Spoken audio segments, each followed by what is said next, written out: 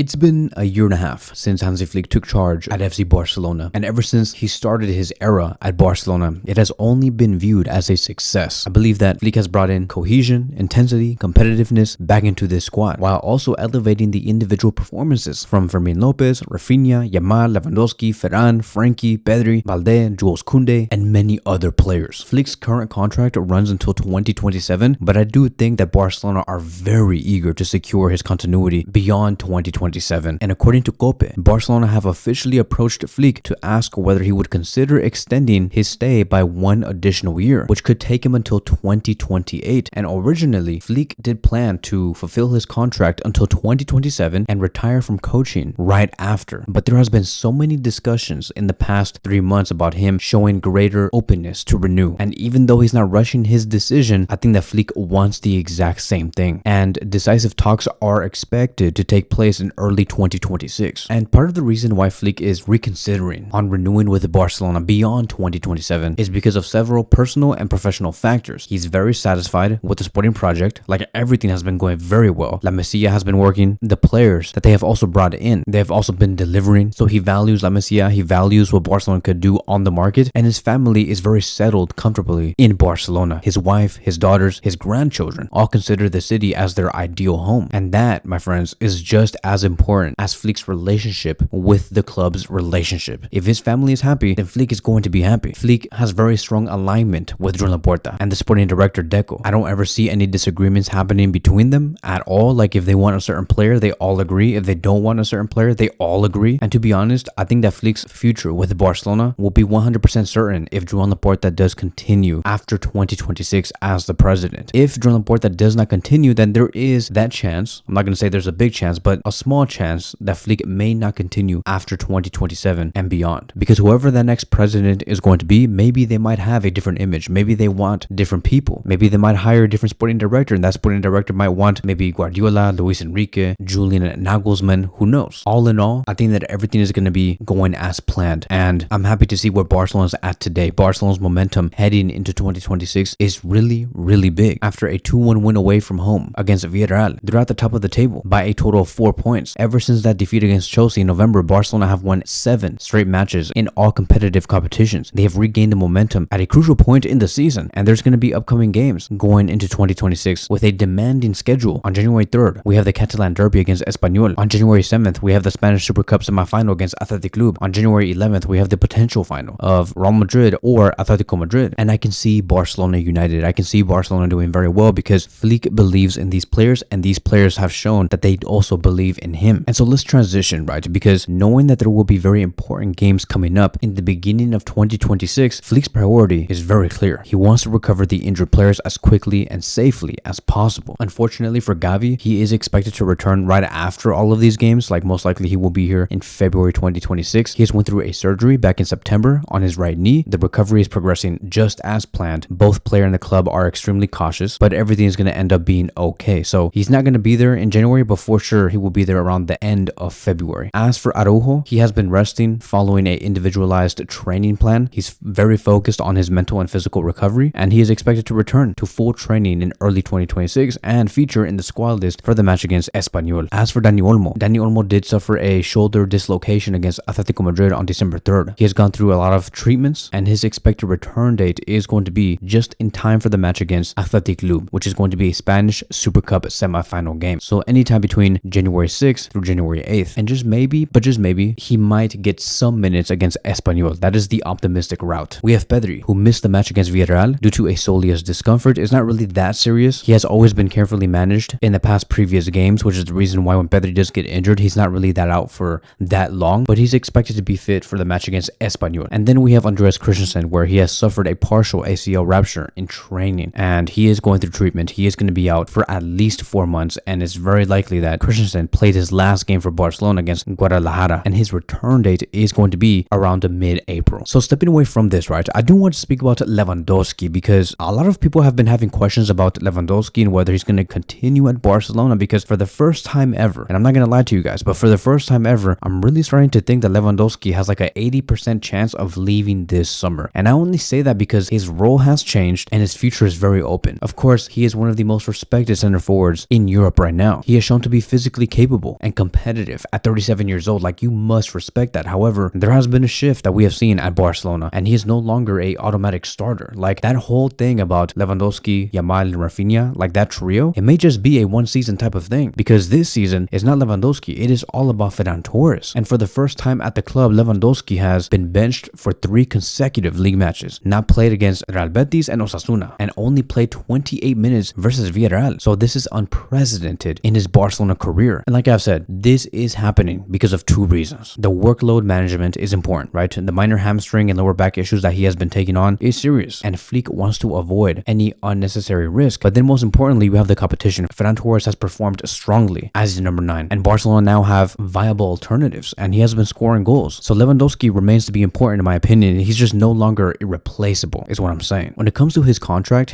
does expire in June 2026. No decision yet has been made, but Flick is expected to speak directly to Lewandowski in early 2026 to really give out his own personal opinion on whether he should continue at Barcelona, yes or no. As for Lewandowski's stance on how he does view this whole thing, he has claimed to be settled in Barcelona with his family. He's open to extending to stay for 1 or 2 more seasons, and he's also willing to accept a reduced or rational role if necessary. But everything really does depend on the honest conversation between the 2 of them, because I know Flick, and I know that Flick is somebody that says, look, personally, I know you very well. I love you as a person. You're amazing. We're friends and everything. But at the end of the day, I have to keep this professional. I have to look out for the best of the club. And I think that it is best for us to part ways, because I want to upgrade my number 9 position with somebody younger, somebody more dynamic, somebody with more energy. And I think that Flick should take it in that way. There's no reason for Flick to lie and be like, oh yeah, because we spent so much time at Bayern Munich and because we're good friends, like I'll do you that favor and just say that, you know, like you're still good enough, you should stay here and you can take on the secondary role. No problem. However, Flick will not do something so unprofessional like that. Flick will put Barcelona first before anything else. So it is all about having an honest and transparent conversation. And I think that everything is going to work out well in the end. I don't have my own opinion on Lewandowski right now. I think that, you know, he's good and he scores goals, but I want to see what happens in these last 6 months, because remember, last season, Lewandowski could not really keep up in the last 2 months. If he does this again in this season, then that means that it's signaling that Lewandowski simply just cannot be 100% available for Barcelona full-time anymore. And that is okay. At 37 years old, it's okay to cut your ties. But yeah, going back to Ferran Torres, man, like I think that Ferran Torres and his come up is amazing. From a rotational player to a priority number 9 is something that has not really been talked about. He has scored 13 goals and provided 2 assists in 22 matches. He is one of Barcelona's most informed attackers and has taken on the great responsibility of becoming that main striker. And because of that, according to Sport, Barcelona do plan to open renewal talks very soon, and his contract does expire in the summer of 2027. The club policy is to avoid players entering their final year, so like the fact that we're going to go into 2026 and his contract ends within 6, 8 to 10 months, they're going to be saying we want to renew you because just in case you want to leave in 2027, we can sell you for a good amount. It's a similar approach to Jules Koundé, but Barcelona want Ferran secured beyond 2027. And the reason why Flick trusts him so much is because he converts successfully when transitioned from the center forward position to the winger position, and also from the winger position to the center forward position. He's very dynamic, and he's physically one of the strongest players in the squad, extremely disciplined with his recovery, nutrition, and rest. We see him a lot faster, quicker with his movements, and so I believe that Ferran has earned Flick's trust through his consistency, his professionalism, and the club does see him as a key present and future figure. But let me know in the comment sections down below, would you be okay with Barcelona renewing Ferran Torres beyond 2027? Are you happy with his performances? Do you believe that he has shown enough evidence that he deserves continuity? Let me know in the comment sections down below. Thank you guys so much for watching, and I will see you guys in the next one.